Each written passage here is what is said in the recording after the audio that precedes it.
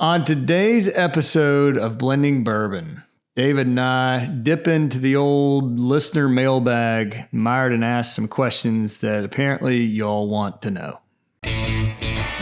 Blending Bourbon is the podcast that takes you beyond the barrel and behind the scenes of the whiskey industry with master blenders Dixon Dedman and David Mark Young. Welcome back to another episode of Blending Bourbon. I'm Dixon Dedman from 2XO Whiskey, joined by the finest flannel in all of Omaha, our producer Myerden, and the man, the myth, the legend, who claims to have once actually gotten busy in a Burger King bathroom, Mr. David Mark Young. Creating Whopper Juniors. I was going to start to say something about busy eating Whoppers, and then I thought, where are we going to go with that? And then okay, good to see you, Dixon. Thanks for that wonderful introduction. That's a line from the song. Do you not? No. This is an 80s rap. Yeah, you guys, what are you just like? If it ain't Morgan Wallen, I don't listen to it, kind of thing. Okay. If my dog's not in my truck, then I'm not familiar with the song. Oh gosh. Yeah, that is too bad. Well, sing it for us. No. Moving on. How in the world are you?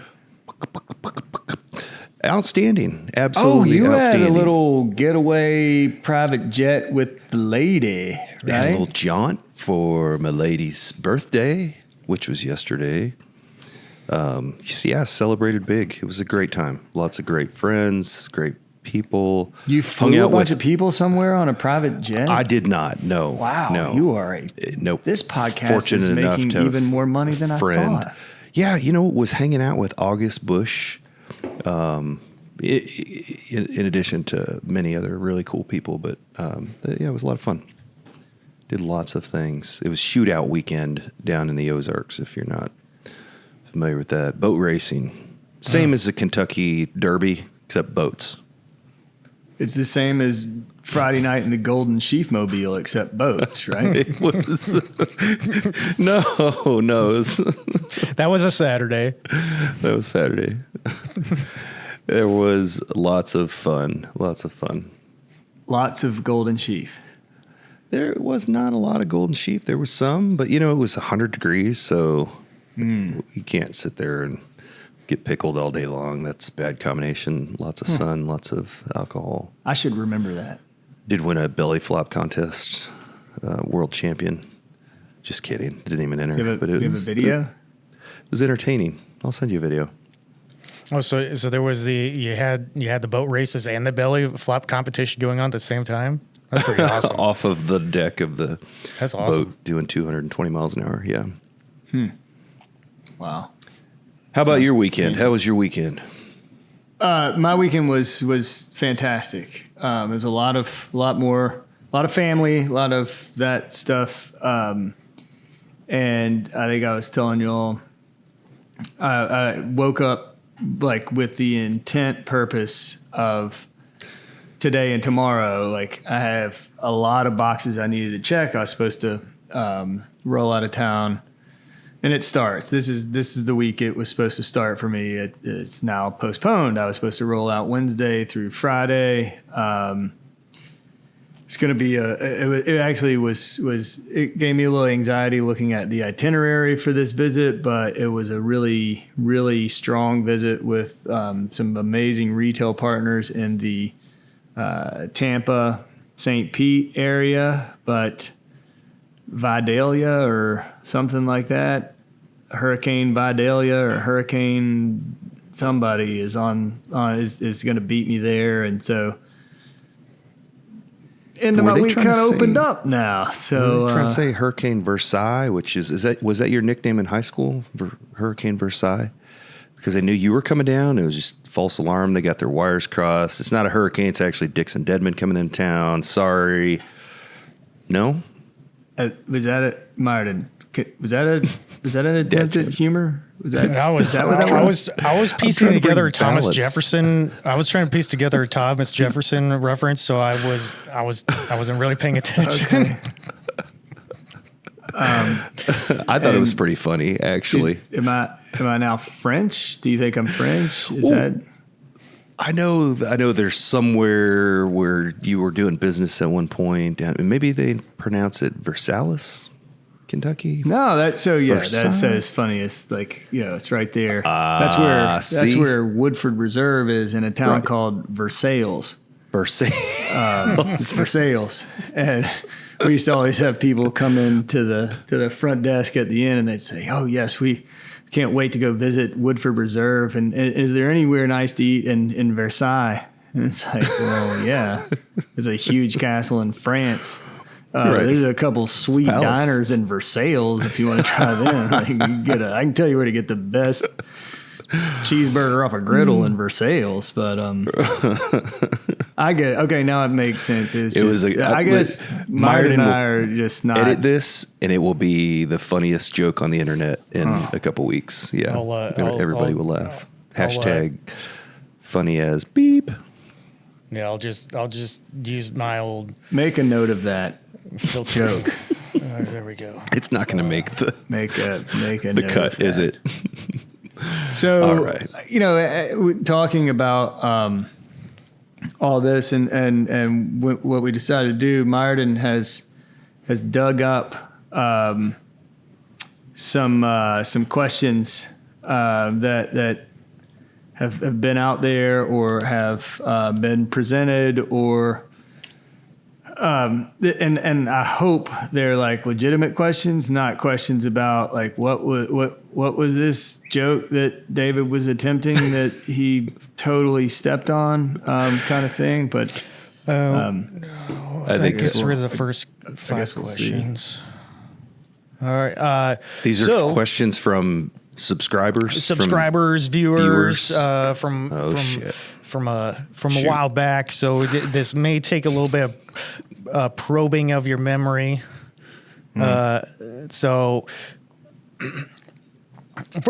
First one's really easy. This one's aimed at Dixon. Is when are you coming back to Omaha? I didn't ask that question. Good question.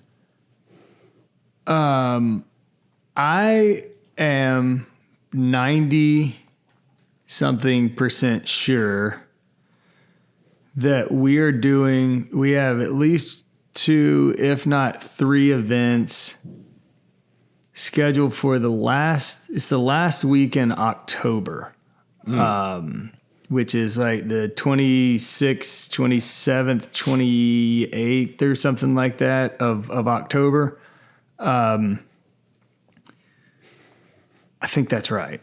I think that is correct. Yeah, you've mentioned that before. That Friday's the 27th, 26th, 27th, Thursday, Friday.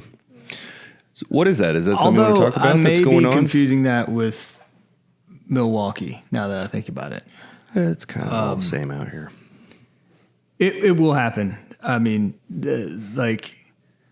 We honestly, I think we made up for it with the innkeepers. We did Omaha a bit of a disservice with the Phoenix. I think underestimating the amount and interest in bourbon and whiskey in Omaha. But it blows my mind sometimes. From when you like the brand people, the big city brand people, you have like I don't know, whatever, the big 5, like Texas, Florida, New York, California, Kentucky, obviously. And, what we in pockets of the Northeast that I probably didn't pay enough attention to previously, as well as these Midwestern states. I mean, it's on it's almost another level of kind of engagement, and I mean it's a massive consumer base. Yeah. And there's nothing better to do here than to consume. it's like, gotta get back out to LA. And I love LA. Actually, I don't love LA, but I love San Diego. I love Orange County, Northern California. Texas. Texas is just almost so big it's hard to handle. Oh, yeah. But the concentration of whiskey drinkers in your Omahas, your Milwaukees, your St. Paul, St. Paul, Minneapolis, St. Paul, Indiana. My God, Indiana drinks some whiskey. Right. So yes, we, and it's, I hate to say it, and I don't mean it in a bad way, but it's kind of like my style of whiskey drinker of just like, let's just drink some whiskey. It's not like, what bar do we have to be at, or what club do we have to be in, or what, whatever. So anyway, I'm coming back soon. It's like equivalent to good times, like hyphen good times. Yeah, pretty much. Yeah. Yeah. Well, we'll have to, plan some things when you come out. We've got, we're actually opening the tasting room. We're moving 100 miles an hour as far as progress. And so we'll be open. Maybe we do host some sort of event there. That would be a lot of fun. Can the Golden Sheaf Mobile pick me up at the airport? Already planning on it. Okay. I'll when that happens, I'll arrange a to be in the back seat down there. We'll get the entourage ready to go. We will stock up heavily on vomit bags. I love it. Somebody sent me, which is awesome. I love the message. Somebody sent me a picture, a case of the Phoenix blend showed up the other day on a shelf. Just, I don't know if it got you remember we did that tasting a while back online with all of the influencers, and I was trying to, we just missed all of the Phoenix had, gone off the shelves, and Innkeeper's blend was rolling out. So unfortunately wasn't able to get a hold of those, but yeah, did see it pop up the other day. It was kind of interesting. So this next string of visits is mainly promoting the Ingers. Is Jim Kentucky still? Jim Kentucky is not. We will produce that at the end of September, so that's kind of a late October, early November rollout. But the Tribute Blend, which is the third in the Icon series, and then the American Oak, which is that everyday, ongoing, always available. Both of those are landing effectively nationwide as we speak. I mean, I saw some releases down in Tampa. It was that so that was probably the purpose of that visit, more than likely, right? Yeah, I mean, there's Tampa. I had to send some of my guys to handle some of the other sales meetings, but we're hitting right now. There's a lot dropping in like Jersey, Connecticut, New York, Massachusetts, that kind of Northeast. And then I'm heading to Atlanta, and then from Atlanta, I go straight to California, and everything is landing in California, end of this week, beginning of next week. So, I'm almost like, I feel like I'm like those guys that chase the trucks coming out of the distributor that think that they're like following it to try to get Pappy. I'm like, I'm just like following trucks across the country right now. But it's my own stuff, so right. I'm not harassing anybody. You're pushing them.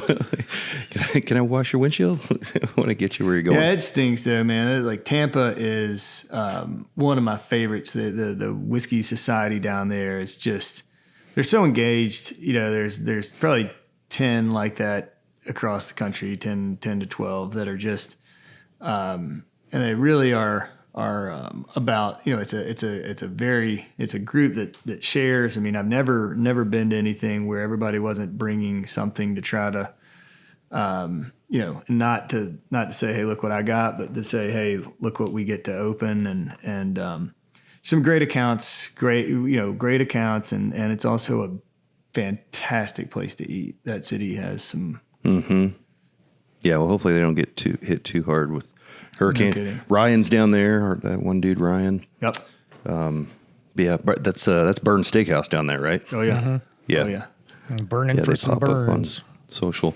You know, that's interesting. Those, I feel like there are these pockets, right? You know, you talk about these hot spots, but I feel like they're everywhere. It's just now they're beginning to bubble to the surface as far as being more public. You know, I'm shocked at the sheer number of social groups that, you know, whether it's 4 or 5 people or, you know, 20 people or a neighborhood, you know, and they get together on a regular basis. And I think a lot of it is social media is sort of bringing it to the, you know, to more public. A lot of these enthusiast groups that now, you know, share their things. And so you've got, you know, we've talked about this before, that you've got your folks that have Instagram accounts and they take pictures of all the things and their whiskey and, you know, the bottles that they've acquired. And then there are those that just don't have social media accounts, you know, but they're still as enthusiastic and as passionate about the whiskey. So it's cool to see,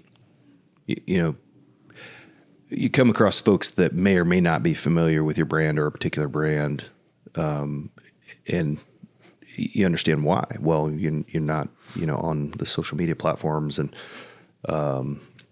but it helps you learn. I mean, for me at least, I feel like as a producer, it's good insight to know the various channels, how people learn brand awareness. Yeah, I mean, as an example, capitalize on those. And I think that's what I think we hit on this before, or I hit on this before, but you know, it's like, I mean, Tampa is a great example. Tampa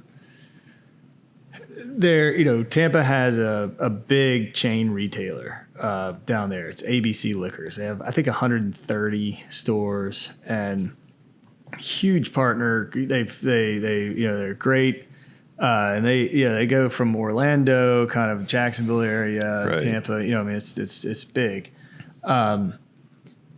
Such amazing, like down to earth, cool people. You know, you don't get the, oh, you need us more than we. You know, they just like having cool stuff in their stores, and they seem to have a very good relationship with their customers. But then the Tampa Bay Whiskey Society, which is just massive, and right. I think over 9,000 members nationwide, but over 1,500 members within, you know, a 20 to 30 mile radius, and they have several places that they kind of call home and whatever. But there's one particular spot called Corona Cigar, and I think there are 2 or 3 of them, but there's one in particular that a guy named Tommy runs, and Tommy, you know, I go back to my Kentucky Owl days with Tommy, you know, visiting down there and everything. And, you know, Tommy's the kind of guy that, you know, he knows his stuff. I mean, knows his stuff, and knows.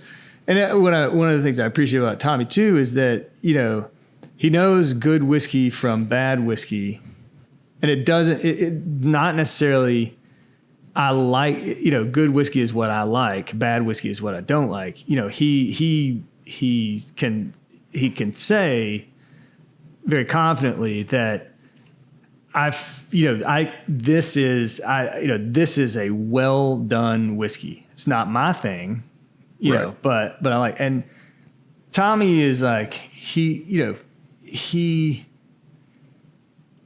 does such a great job in his stores of introducing, oh, you like this? Then let me show you this. Oh, you like this? Oh, yeah. This is new. Or, you know, and having those kinds of relationships. I mean, you know, and Tommy's turned so many people on to Kentucky Owl when I first got to know him, and what, you know, he's been phenomenal to me through, you know, the 2 and there, you know, and it's just knowing those Tommies, right. Because Tommy he's not in every Facebook group. He's not on, you know, people just know and respect him and come to him for things. hey, I want to buy this. I'm looking for something for my boss, or he's the guy. He's one of the guys, and creating and cultivating relationships with those types of, I hate like gatekeeper type people. That's really important. More of a welcomer, like yeah. Or the librarian that you're looking for a book or some information. They know. Yes, Tommy is the equivalent of like a hot librarian. Yep.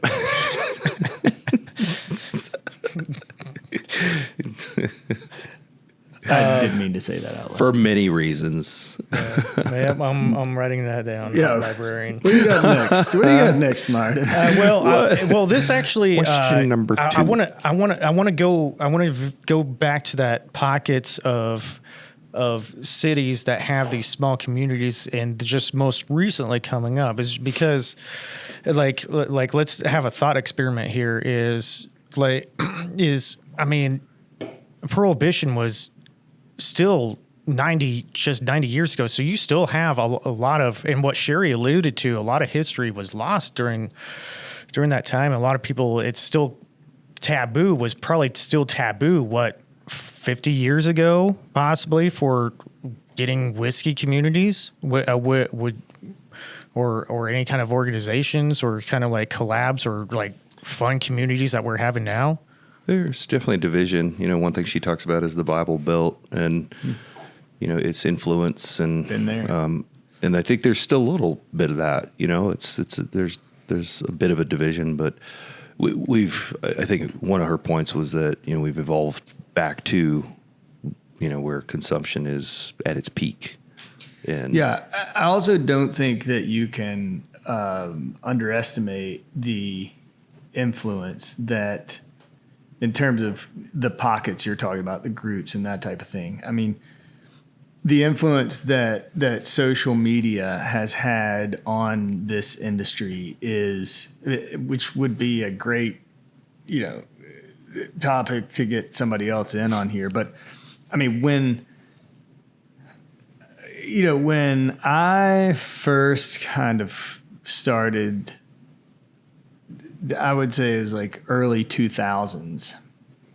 And that was, and Facebook was like taking off. Facebook was becoming king. And, you would just open Facebook, and every day, that was before I had released Kentucky Owl, before any of that stuff. And it's like, we're in this bourbon group together. Let me add you to this bourbon group. At one point, I don't know how many bourbon groups, private closed groups on Facebook. And then at that time, all of the secondary market transactions took place on Facebook. I mean, you would just open up Facebook and it would be like, I'm looking for this, I'm looking for that, I'm selling this, I'm selling that, I want this, buying all this. But, and it was this crazy, and this is at the same time when Craigslist, eBay, you could buy all this stuff all over the place, and it was like, who you would like be going to buy a bottle from somebody, and you would vet them based on your mutual friends, and like, I remember I was part of this group. It's some of the most amazing whiskey experiences I've ever had. The bottles that I've opened with these guys and stuff we did. Had them all come to the end 2 or 3 times. I went on a duck hunt in Arkansas with like 12 dudes. And my wife is like, how do you know these guys? I was like, I've actually never met any of them in person, but I know them from the internet, and I mean, I went down there. Careful, it's Richard Cheney is one of them. Yeah, and I went down there, like, one of these guys, actually he was, it was Jamie Ferris, I did know Jamie on that trip. I mean, we're going down there, there's like bottles like Doug's Black Ink, Michter's 25. Jamie did a bottle share and we did a flight of, I think it was 16, 17, 18, 21, 22, and 23-year-old A.H. Hirsch's from the Pennsylvania Mictors. Okay. You know, I mean, we were drinking. I mean, it was insane. Gold That's veins and interesting. like, Yeah. I mean, just nuts. And it's like, how do you know these people? Well, Facebook. We go way back. We're close friends. But what happened is like that's where the notion I think of like, I mean, yes, has it been a thing for millennia for like men to get together on a Sunday night and watch football and drink bourbon? Absolutely. But Yeah. the social media and that type of thing was what, you know, you were able to create this like forum where everybody could get in and post pictures of what they were drinking or what they had just bought or what they found or, you know, whatever. And it really created or amplified this massive notion of like the bourbon community. Right. And I think it's, you know, it's with everything that happened with Facebook and Craigslist and eBay Right. and how they got shut down and people are having to be, you know, it's like a different way to move stuff or whatever. But that's like, that's kind of where those groups live and that's how they grow. And that's how, you know, it's kind of nuts. Also, I feel bad because I don't know when I just decided that Facebook was not my thing anymore. I think it was because like, I don't know if it was just that like one day when I started hearing like my mom and her friends talking about what they were like, what they learned on Facebook or what they saw on Facebook or whatever, I was like, yeah, maybe that's not for you anymore. That's not cool anymore or whatever. Yeah. Everybody organically gravitates toward their thing. It's, you know, there's some generational stuff in there. There's whatever works better, what's easier, you know, more familiar, that kind of stuff. But yeah, I think that's pretty well. Now we all know how to lure Dixon into a murder van if we ever so desire.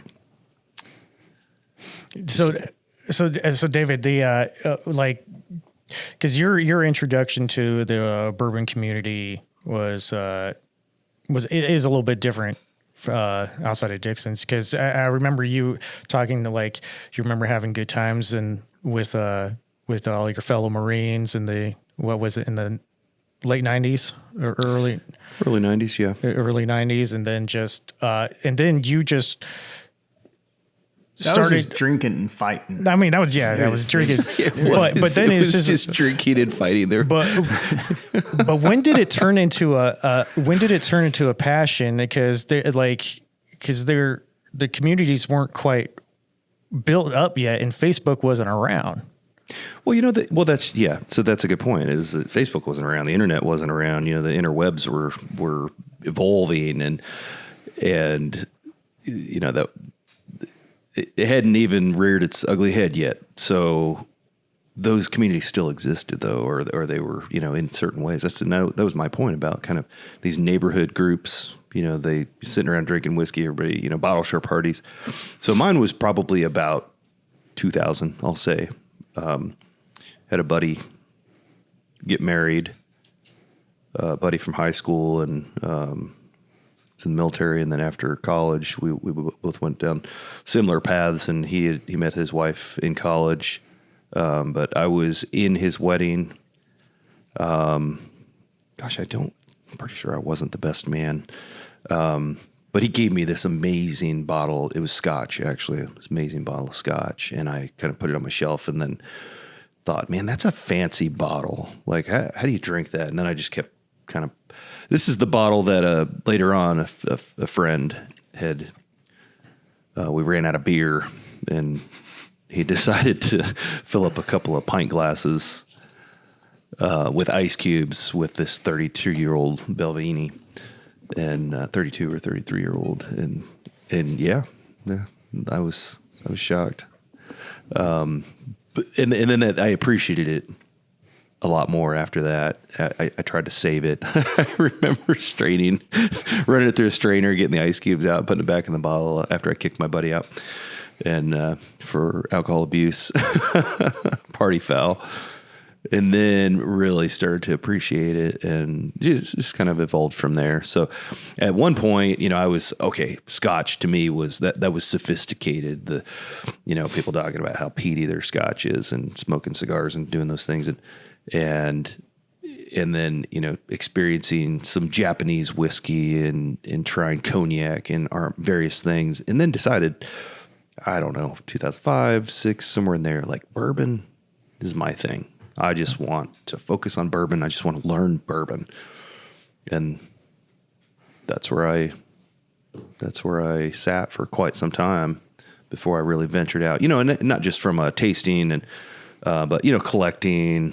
I've been collecting things for a long time now. I'm more into consuming and trying and sharing, thanks to folks like Dixon. That's one thing that I've found in the industry is it's one thing to buy something and have it, and consume it yourself and be able to taste it, a rare, good bourbon or whiskey. But then to have it in your collection, it's kind of like, oh, that's great. It's not doing any good there. But then to share it with people, to take that and share it with people. And then the whole Freddie Johnson thing, when you do crack open those rare bottles, have your friends sign it, put the date on it, and, turn it into a bit of a scrapbook or a time capsule, if you will. Kind of cool for those that are nostalgic. So I wouldn't be too far off from saying that it was because that community aspect in those tastings and just talking with people, having those conversations that really influence you and saying, hey, I think I can really do this and bring something to the table, just because of how I'm built, or whatever. Like what point at that stage were you like, I can do this now?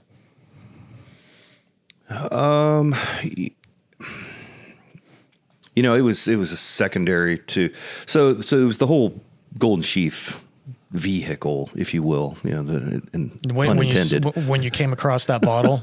No, yeah, came across the bottle and the original recipe and that sort of thing, and then kind of light bulb ding, hey, this is a really cool thing. This is for somebody that's passionate about history and whiskeys, bourbons, brands, and this is a big deal. This is pretty awesome. I was really excited about it. And then the more I would talk about it and share, most people are like, oh, that sounds great, never heard of it, it's not, sounds too good to be true. And the more I was able to dust off and, not discover, but learn, it just kind of hit me. This is something that, history repeats itself, and somebody is going to grab this thing and bring it back and recreate it, celebrate it. And, why can't that be me? I was pretty proud of my knowledge and, awareness of, just different types of bourbons. That's what I did for a long, long time. Mm-hmm. I was really passionate about it. I would chase them and, chasing those rare Kentucky Owl bottles that were so hard to find on the shelves. And I'm not joking either. Yeah. I was down in Kansas City and, Des Moines, Iowa, and places for kids' soccer tournaments and baseball tournaments. And I have to hit, make my rounds. We'd stay down there for several days, but I'd always build in some time there to go hit all the liquor stores and find these bottles that we couldn't find in our area because of their allocations.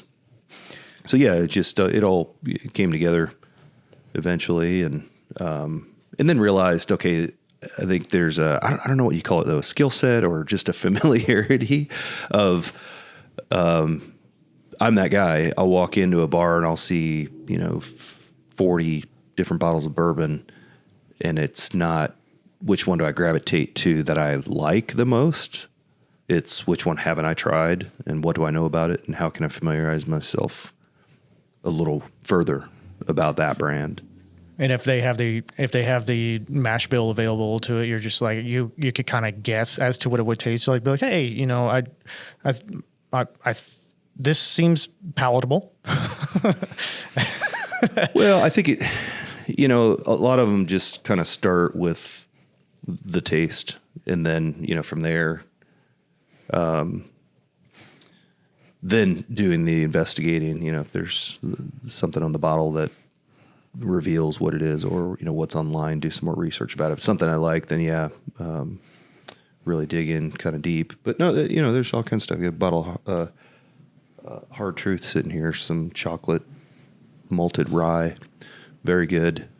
That's the kind of stuff you hear a little bit about. You see it kind of out there, and then wonder. And okay, well, I'll go ahead and we'll take two. Caramel malted rye and chocolate malted rye. They're very good. So now that you guys have several batches and blends underneath your belt, when you're put in a situation to where the barrels are not turning out how you want it, how do you salvage those barrels? It's not turning out, or do you just trust in your process, knowing that it will turn out based off of the tests that you did before you started finishing? Either one of you could take this one. I'm just gonna sit here and look at you. Well, I mean, David and I think are both. We're much more involved in the process of maturation, obviously, than the process of distillation. But I would say, in general terms, industry-wide, and I'm not talking about bourbon, I'm talking about whiskey as a whole,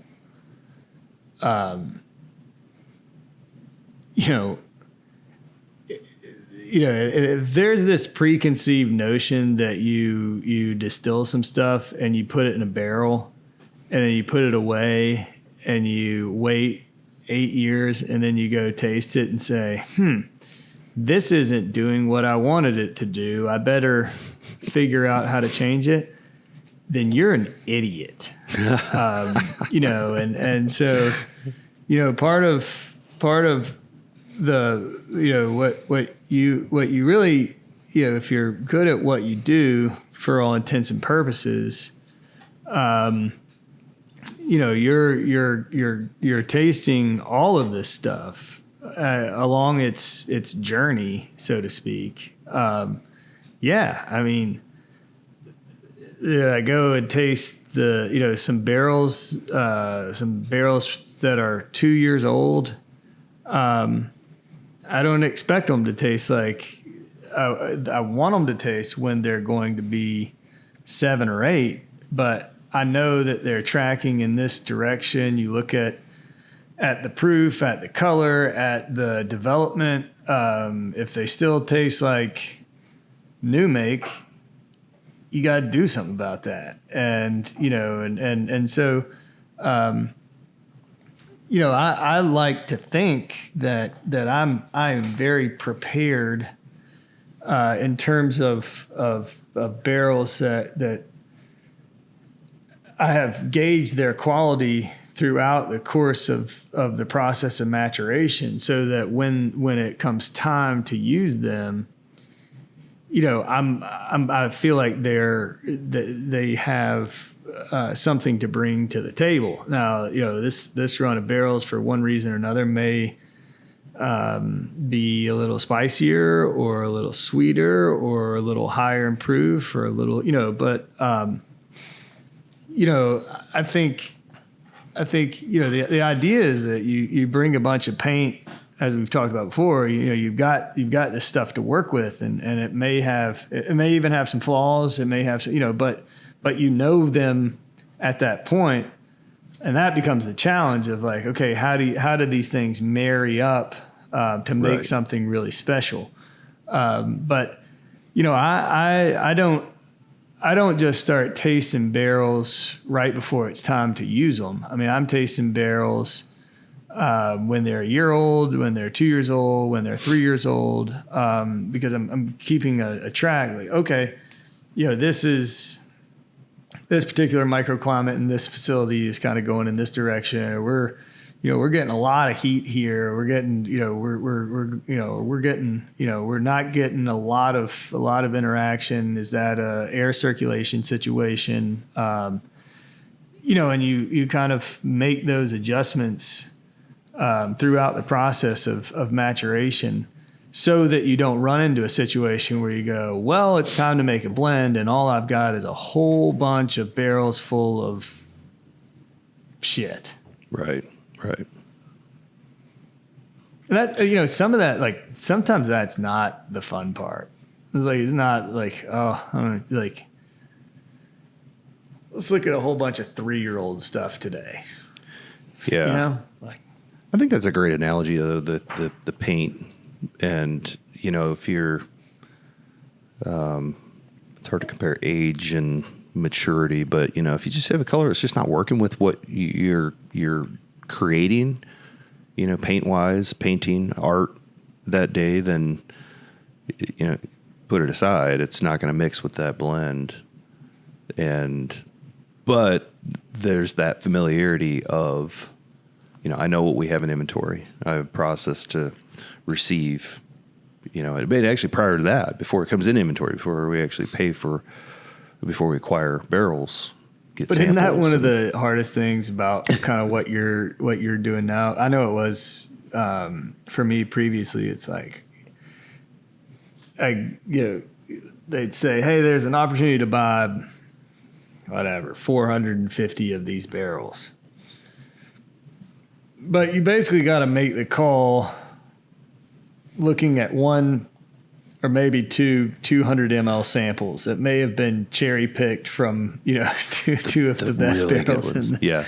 And, then it's like, okay, well, I like where this is. And then as soon as you gain access to them, it's like, I'm going to need about 50 samples here to evaluate this and try to figure out, is this something that we can play with now? Is this something that needs to be, is this something worthy of double barreling? Do we need to move this to a different location? Right. How do we get this from, it's good with potential to realizing that potential? And that's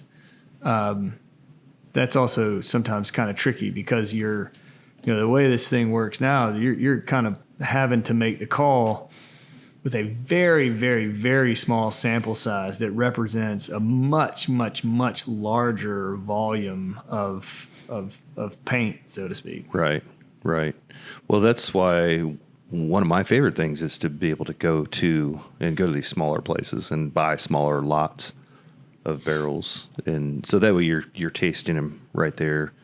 Then I'll take, I've got samples sitting right here. I'll bring them back and be able to blend them. So I'll, have become familiar with their flavor profile and then take them and try to create something else out of them. Okay, that, will resonate nicely with, this other barrel or these barrels that I've got in inventory. And that's now so next level is to be able to bring, new make as well as aged barrels back into an environment that I can control or that we can control.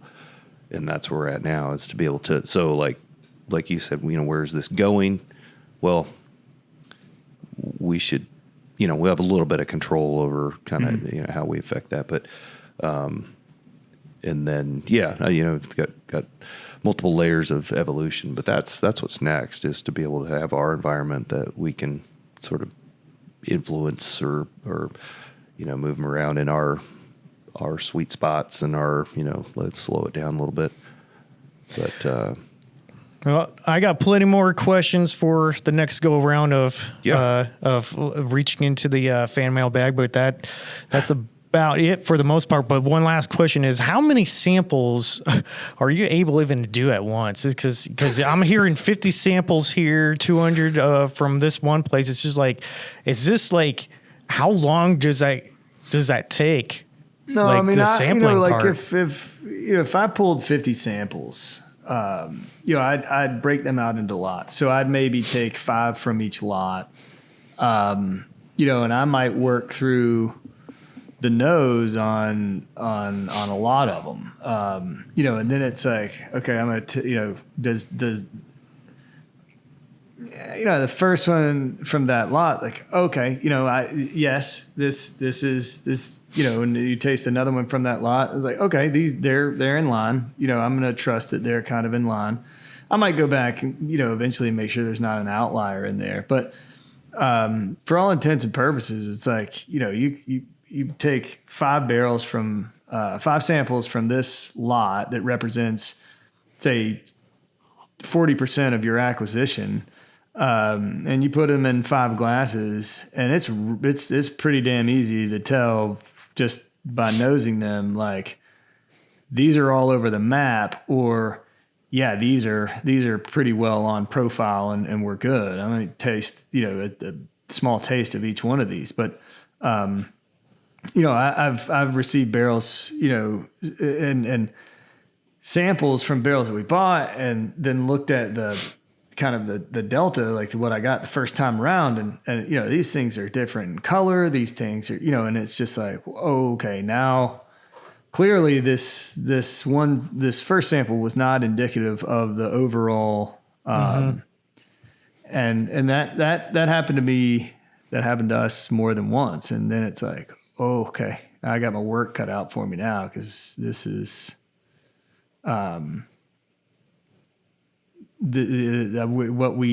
was delivered was not, you know, exactly what we ordered, so to speak. Right. So at that point, do you combine all the samples to get a general overall kind of idea of what everything would?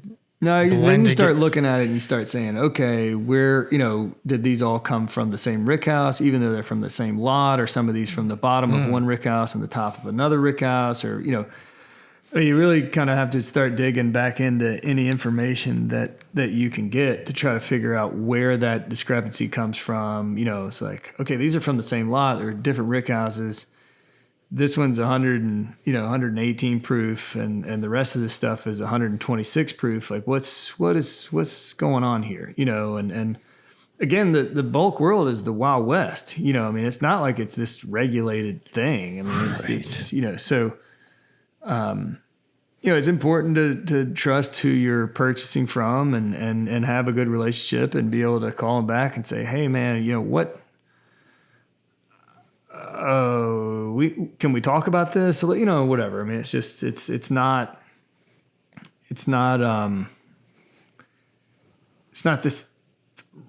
like buying, like you buy Apple stock, every share of Apple stock is the same. You know, it's not Right. You're buying a bushel of apples, and the ones on top might be really shiny, but you don't know until you get them home and start looking at the ones at the bottom that they're rotten or, Right. Exactly. covered in That's a mold or something. good way to describe it. Yeah. Well, cool guys. That is all the list on for today. We checked For all the today. boxes.